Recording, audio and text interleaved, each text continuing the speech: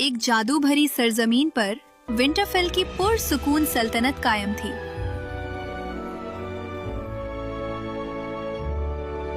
जहां बादशाह जहांगीर अपनी 2 बेटियों के साथ रहता था।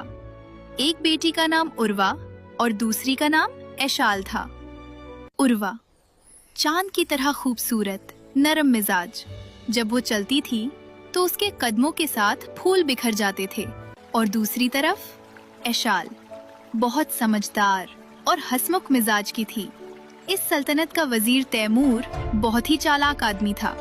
उसकी एक बेटी थी सलमा, जिसे बादशाह ने अपनी बेटियों की तरह लाड से पाला था। लेकिन सलमा उर्वा और ऐशाल से बहुत हसद करती थी, क्योंकि उसे लगता था कि उनके रहते वो कभी भी रानी नहीं बन सकती।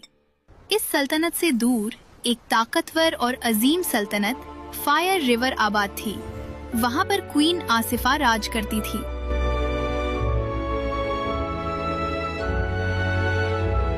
उसका एक बेटा था प्रिंस अली, जो बहुत ज्यादा हैंडसम और बहादुर था। लेकिन प्रिंस अली पर एक श्राप का साया था। वो दिन को तो इंसान रहता, लेकिन रात को एक खरगोश में बदल जाता था। दरअसल हुआ कुछ यूं था कि एक दिन प्रिंस अली शिकार पर गया। वहाँ पर फॉक्स क्वीन ने उसे देखा और वो उसकी दीवानी हो गई। उसने क्वीन आसिफा से उसके बेटे से शादी करने को कहा, लेकिन क्वीन आसिफा ने साफ मना कर दिया और कहा, तुम जैसी ईविल क्वीन से मैं अपने बेटे की शादी नहीं कर सकती। तुम जैसी ईविल क्वीन से मैं अपने बेटे की शादी नहीं कर सकती। चुनाचे फॉक्स क्वीन के उस शाप की वजह से प्रिंस अली की ये हालत थी। क्वीन आसिफा चाहती थी कि जल्द से जल्द अली की शादी हो जाए। दूसरी तरफ विंटरफेल को सजाया जाता है, क्योंकि क्वीन आसिफा वजीर तैमूर से उसकी बेटी सलमा का हाथ मांगने आती है।